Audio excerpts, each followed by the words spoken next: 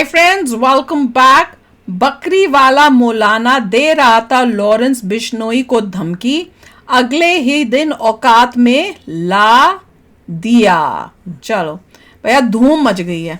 कितनी वीडियोस बनी है इसी टॉपिक पे जब ये लोगों ने अपनी दादागिरी दिखाई। असली गैंगस्टर्स तो ये है जिस तरह से ना लेना ना देना इस टॉपिक पे आके धमकियां दे रहे हैं, और ऐसे धमकियां दे रहे हैं कि हम जैसे इंसान भी देख के हैरान होते, बंदा बोल क्या रहा है, ये तो गुंडा लग रहा है।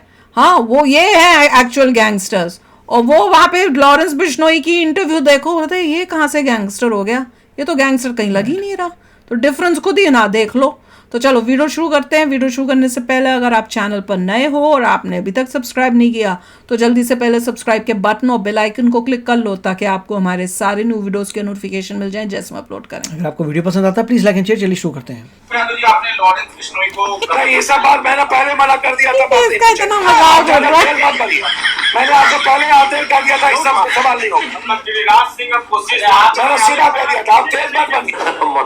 मत करो बेचारे के साथ जाती मत करो। अरे डर सबको लगता है, फटती सबकी है, चाहे इंसान हो या ऐसा गैंडस हो। उस दिन तो जोश में थोड़ा होश खो बैठा था, थोड़ा सा ले लिया था सस्ता वाला नशा, भूल गया था। रिसर्च किए ही बोल दिया था कि देश में सब हिजड़ों की फौज है, 24 घंटा हमें दे दो, बिश्नोई की औकात बता दूंगा। लेकिन नहीं, डर लगता है। तुम्हें एक लॉरेंस तेरे को एक चीज बोलूंगा, छोटे, जिस समंदर में तू तैर रहा है ना, वो समंदर के सार्क रह चुके हम। तू इतना बड़ा हो गया रे, मुंबई में अंडरवर्ल्ड वापस चालू करवा रहे हैं। हाँ, किसकी जान पे इतना उड़ रहा है? मैं 10 बार बोलूंगा, ठीक है?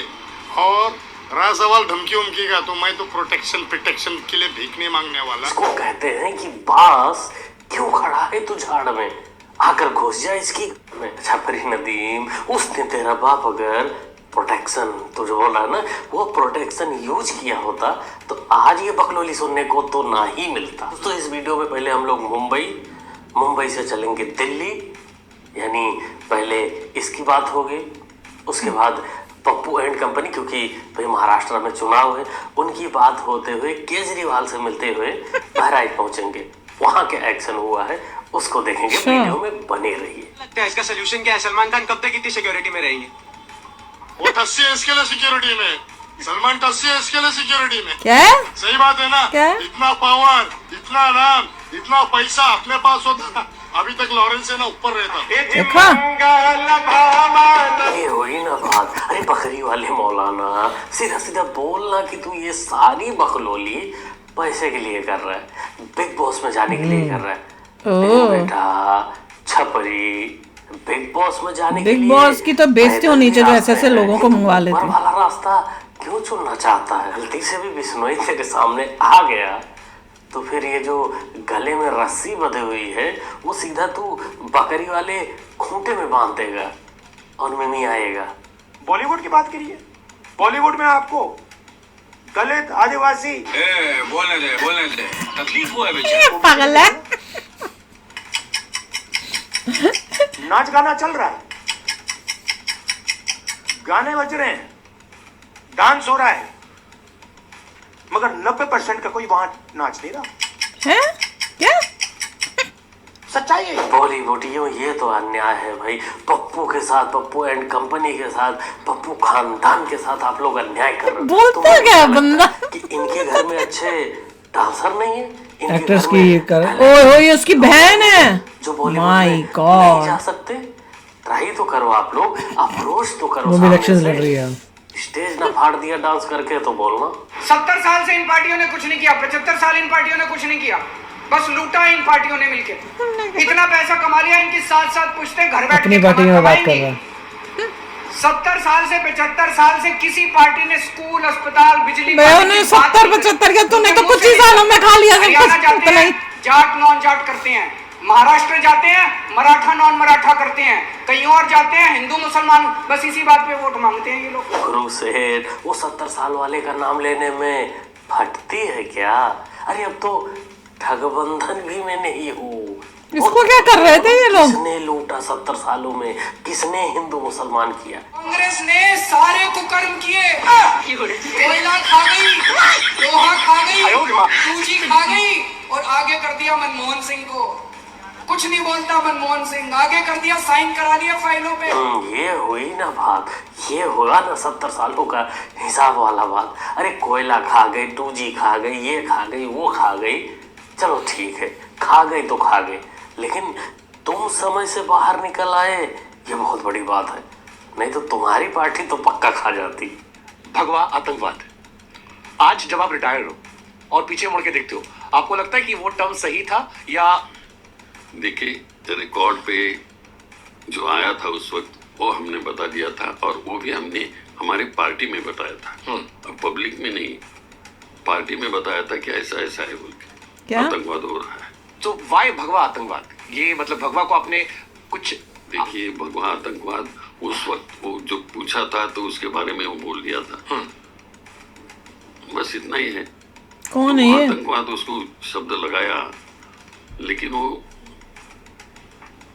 ठीक है सही बोले तो क्यों आतंकवाद शब्द लगाया मुझे पता नहीं। ये है सुशील कुमार सिंधे, कांग्रेस के पुराने नेता, दिग्गज भी माने जाते थे, और ये अपने जमाने में खूब सनातन का अपमान किए थे, सनातन को आतंकवादियों से जोड़ा था। और आज जब ये रिटायर हो गया, वो भी ये नहीं बता पा रहा है कि इसने भगवा को आतंकवादी क्यों बोला था, आतंकवाद से क्यों जोड़ा था।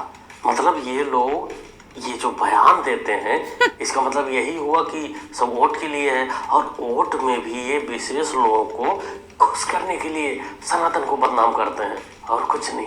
ये आपने शर्ट कितने की खरीदी? ये आपने, हाँ आपने, ये कितने की खरीदी? जितने की तुमने खरीदी है। 1500 रुपए की। इस पे आपने जीएसटी कितनी दी? इन्होंने वक्त बदल दिया, जज्बात बदल दिए। इसीलिए इनके चमचे वही कुर्ते को शर्ट बोल रहा है। बातें बेचारी की वोट मैं शर्ट ढूंढ रही थी, मुझे समझ ही नहीं आया। बयान में बोल देते हैं ना कि हम आएंगे वो लगा शर्ट तो मैंने खरीदी ही नहीं। के ऊपर कार्रवाई करेंगे, देश विरोधी ताकतों के ऊपर कार्रवाई करेंगे। इतना सुनते ही चमचे बीजेपी को वोट दे देते हैं। फिर बाद में यही लोग ईवीएम का डंडी रोना करते हैं कि नहीं नहीं ईवीएम ही गड़बड़ था, वोट तो हमारे चमचों ने दिया था। यहाँ चाचा को शर्ट और कुर्ते में भी फर्क नहीं नजर आ रहा है, लेकिन इनको पीएम बनना है। बचे हुए चमचे इनको पीएम बनाने में लगे हुए हैं। के लोगों से पैर पकड़ के जहाँ जो करना पड़ेगा करेंगे। देखिए, सच्चाई के रास्ते पे चलना बहुत आसान काम नहीं है। बात तो सही है गुरु सेठ की, सच्चाई का रास्ता तो कठिन होता है बिल्कुल। इसीलिए घुघरू सेठ ने दूसरा रास्ता चुना, सीधा जेल जाने वाला। ये नई नवेली अलबेली वाली सीएम जो है, ये इतना ओवर एक्टिंग क्यों कर रही है? कोई ऐसा घुघरू सेठ ने क्या बोल दिया, या फिर इन्होंने, या फिर ये समझ गई कि गड़बड़ हो गया है, या फिर ये ओवर एक्टिंग कर रही है अपने सीनियर को खुश करने के लिए। लेकिन 20 रुपए कटेंगे मैडम। यमुना में चाहे हरियाणा से आ रहा है, चाहे यूपी से आ रहा है, चाहे कहीं से आ रहा है, यमुना को साफ करने की जिम्मेदारी मेरी है। I will not pass blame to anyone. ये ऐसे होती है। 70 70 साल की प्रॉब्लम, केमिकल 2 दिन की प्रॉब्लम नहीं है। चुनाव के वक्त मैंने दिल्ली के लोगों से 5 साल मांगे थे। मैंने कहा अगले चुनाव में मैं खुद डुबकी लगाऊंगा यमुना के अंदर, आप सब लोगों को साफ पानी में डुबकी लगा दूंगा। नहीं तो वोट मत देना मेरे को। देखो जी, केजरीवाल लगा ली डुबकी। बाकी आज यही हालत है। आने वाले चुनाव में आप लोगों को ही तय करना है कि केजरी सेठ, Correct. घुघरू सेठ डुबकी कहाँ लगाएंगे, यमुना में या फिर पड़ोसी के नाले में? क्योंकि आजकल की जो यमुना है वो पूरे तरीके से स्वर्ग नजर आ रहा है। महाराष्ट्र, पता होगा आपको, महारों का राष्ट्र है, दलितों पिछड़ों शूद्रों का राष्ट्र, जिसके नाम पर ये स्टेट पड़ा, वहाँ पर आप कभी भी पूरी तरह से मराठा आरक्षण के विरोध में रहे। सभी लोगों को पता है, शिवाजी की मूर्ति गिराई थी आपने, अपमान किया था, याद है ना आपको? इसका बदला महाराष्ट्र लेने के लिए तैयार है। मैं आपको बता रहा हूँ, आपकी रील्स में कभी कंटेंट देखा नहीं है, आपके मुंह से सुन के मैं अच्छा लग रहा है। मुझे प्रियंका जी का समझ में आ गया व्हाई शी वाज यॉर्निंग। तैयारी अगर बेहतर हो तो मुझे लगता है डिबेट बाय डिफॉल्ट ही बेहतर होती है। इन्होंने कहा कि राम रहीम को छोड़ दिया, इस वजह से हरियाणा जो है हम जीत गए। भैया, सिरसा जो राम रहीम का बेस है, वहां पर 5 विधानसभा की सीटें, भाजपा 5 के 5 फिर उनकी वजह से कैसे जीत गए हम, कमाल बात हो गई। इसके अलावा अगर मैं बात करूं तो फतेहाबाद में 3 सीटें हैं जो उनके प्रभाव की मानी जाती है, तीनों हार गए। जबरदस्ती कुछ भी बोलना है। और दूसरी बात, इन्होंने कहा कि हमारे पिच पर भी तो आइए। अरे हम तो उसी पिच पर खेल रहे हैं, लेकिन जिनके साथ चुनाव लड़ते हो कौन है ये औरत? पिच पर लाओ। नहीं शिवम ब्रो, ऐसा बिल्कुल नहीं करते। अरे आपने इसके पिच पर खेला तो बेचारी पहले ही पिचक गई है, और तुम चाहते हो कि हमारे खेलने के बाद और लोग भी इसके पिच पे खेल रहे हैं। किसी भी पिच का कैपेसिटी होता है, लिमिटेड होता है। कौन है लेडी? कितनी बॉलें पड़नी चाहिए, कितनी बॉल पड़ने के बाद वो खराब हो जाता, रफ हो जाता। ऐसा नहीं होता कि कोई भी आए कभी भी आए और खेलता रहे पिच पर। बाद में तकलीफ हो जाएगी ना, पिच के असली मालिक को तकलीफ हो जाएगी, क्योंकि इतने आसानी से ये सब रिपेयर होने वाली चीज नहीं है। यहाँ क्या हुआ है? बुलडोजर आया क्या?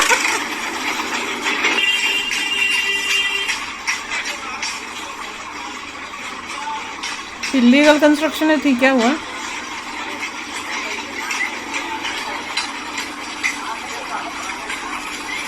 कर क्या रहे हैं?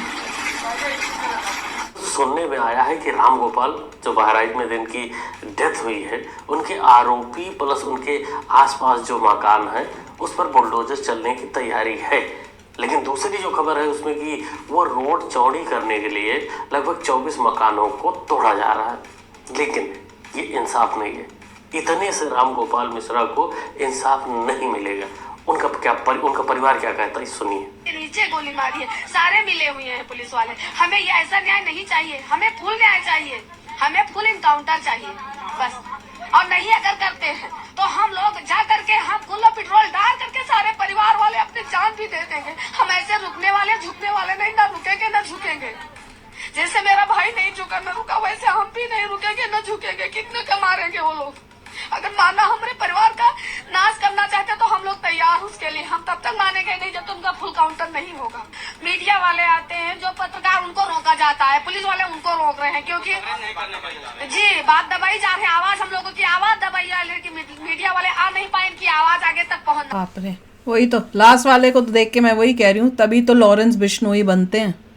सिस्टम ऐसा होगा तो लॉरेंस बिश्नोई क्यों नहीं कोई बनेगा जिसके खानदान में ना इंसाफी हुई हो। और उसको अभी तो कोई मतलब कह रही है पुलिस लोग मिले हुए हैं कि भैया जिस तरह से वो दुनिया को दिखाने के लिए कवर अप कर रहे हैं। कोर्ट केस 25 साल से सॉल्व नहीं हुआ। वो तो वही दिख रहा है। और भैया सबसे ज्यादा मजेदार तो होता है जब ये उसको दिखाते हैं राहुल गांधी को। वो तो भैया एक अलग ही लेवल का बंदा है।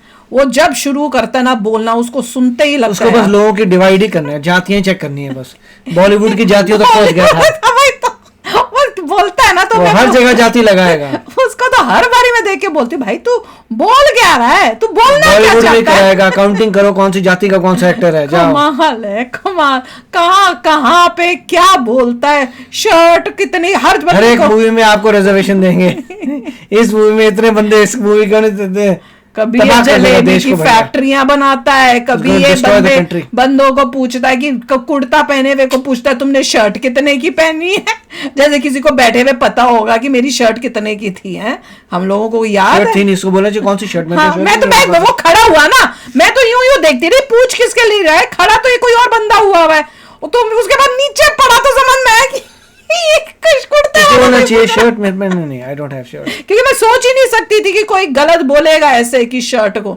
मैं ढूंढ रही हूँ शर्ट वाला। He doesn't know भैया, he doesn't know। कुछ नहीं पता है उसको। वो इंडिया की धरती से जुड़ा हुआ बंदा ही नहीं है। पता नहीं, कुर्ता तो पहनता है वैसे। हाँ। पर उसको शर्ट बोलता है। उसको शर्ट बोलता होगा। जब खरीदने जाता होगा बोलता होगा। घर में उसे शर्ट ही बोलते होंगे। तेरे लिए शर्ट लेके आए, ये ले, ये बड़ी शर्ट कहते हैं इसे। कमाल है, बड़ी शर्ट पहनता है। छोटी शर्ट चाहिए कि बड़ी शर्ट?